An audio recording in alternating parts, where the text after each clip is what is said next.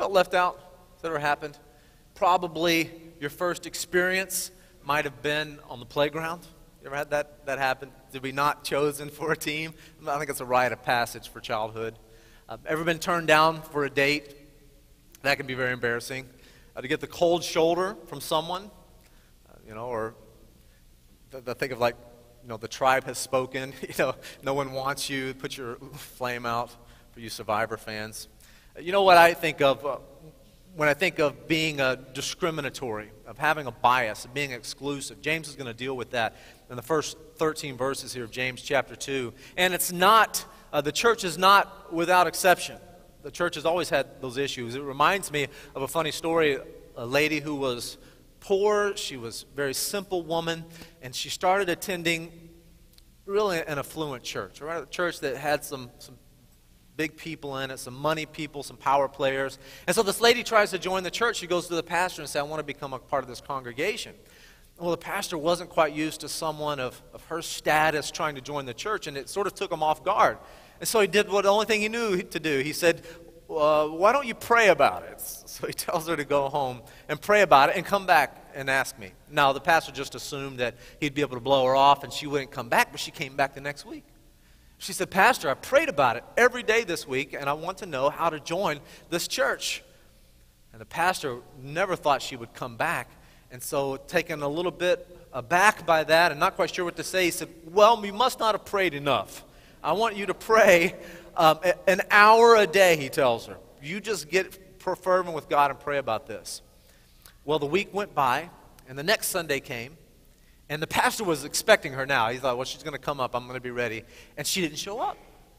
And another week comes by, and she doesn't show up. And the third week, so finally, the pastor's conscience is starting to get to him a little bit. He's treated her badly. He's made a very poor value judgment on this lady. And so he calls her up. He calls her up and says, listen, I feel bad. I feel like I might have kind of blown you off. Would you still like to find out about joining our church? So the lady responds. She says, Pastor, I did exactly what you asked me to do. I went home and I was praying about it. I was praying fervently, and God spoke to me. I said, really? I said, yes. He said, don't worry about getting into that church. I haven't been there in 20 years.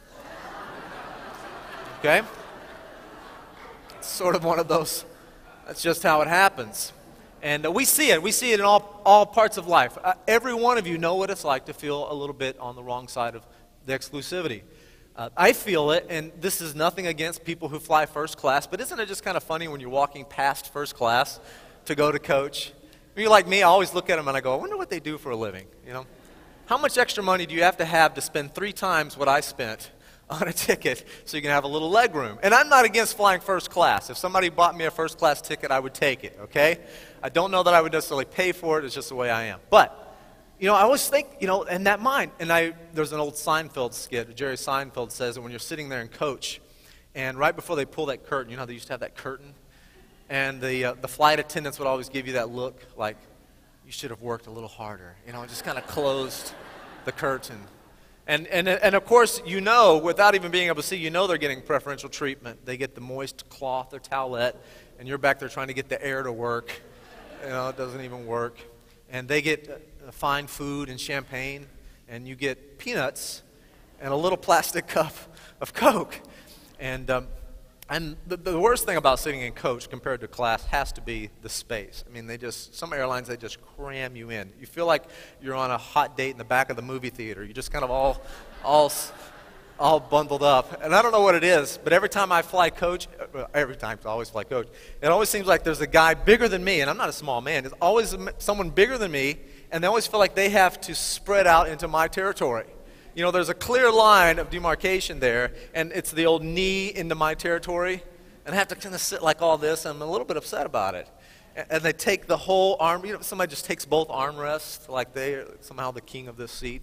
And it's that, and all cramped, and of course in first class, there's plenty of room to sleep and enjoy and relax and spacious accommodations.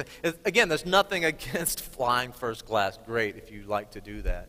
But what it does, it sort of stimulates those feelings of what it means to be on the one side or the other. And that curtain really is symbolic of some things, of the haves and the have-nots. It's something that we just recognize in society. We've all faced it or all been on, at least clearly, on one line or the other, some part in our life. And again, in the dark side, that churches can sometimes be the worst offenders. Not sometimes, probably frequently. Back in the early 1700s, the Anglican Church, or known as the Church of England, was becoming very popular. It was the king's church, it was the state church. And everyone who was anybody went to the Anglican Church. The nobility, the aristocrats. And of course, when the affluent begin to come to church, it tends to push out into the margin those of lesser means. It just happens that way, as it does in society. Well, one of the preachers in the Anglican Church began to notice that and began to rise and speak against it. And he did something that was unprecedented at the time. As an ordained minister of the Anglican Church, he left the church building and went to the common people. He went to the coal mines, he went to the fields, and even in the graveyards in some places to gather an audience. A man by the name of John Wesley. You may have heard of John Wesley. His whole life, from 1739 until his death, he made it his mission and his goal and his focus, bucking against the trends of the Church of England to reach out to the poor and the common and the despised. And he was persecuted for it. Eventually, his followers were run out of the Anglican Church. Wesley himself never left the Anglican Church, but eventually his followers formed the Methodist movement. We have some Methodists here as well. Some of you may have had that background. The Methodist movement was started as a reaction to the Anglican Church treatment of the poor and the despised. The sad part of this is 100 years later, in the Methodist Church, which was now occupied by the affluent and the beautiful and the powerful. So much so that the poor and the impoverished and the despised could not even use the same entrance as those who had means. They had to come in through the side entrance, and they had to sit behind a partition so they could not be seen and they could not see. Well, there was a man within the Methodist Church who rose up against that. He began to speak out on behalf of the poor people, so much so that he was run out of the Methodist Church, and William Booth started his own Salvation Army as a reaction to the way the Methodists were treating the poor. Now, we can pick on Anglicans and we can pick on Methodists, but Baptists, I think, are probably some of the worst of the offenders. Do you know that in 1845, a group of church leaders met together in Augusta, Georgia, and they said, "We demand to retain our rights to own slaves. Therefore, we're leaving the Baptist Convention and forming our own Southern Baptist Convention." Even as early as 1968, only 11% of Southern Baptist churches would admit African Americans into their assembly. It wasn't until 1995 that the Southern Baptists officially recognized their racist past and issued a public apology. And a lot of Southern Baptists here, a lot of Southern Baptist roots. And I say all that to say, not to disparage all churches, because all of us have some regrets in our history and in our past and in our makeup. And it's individualistic too. Some of you have been racist, elitist, prejudiced. It's a difficult issue in the church, and something that James had to deal with 2,000 years ago. It speaks to us certainly today. If you have your Bibles, turn to James chapter 2. If you don't have a Bible with you, you can use your pew Bible, page 1881. 1881, James chapter 2 is where we'll start. Now understand that being discriminatory, it basically manifests itself in several ways. It's either a class issue, it's the upper class versus the lower class. It's often a race issue. It's one preferred race over the other. It can be express itself in the levels of affluence, in how one perceives to be someone to be beautiful or not beautiful. It doesn't have anything to do with preference, and it's okay to have preferences. It's okay to have diversity. It's okay to like things different from me.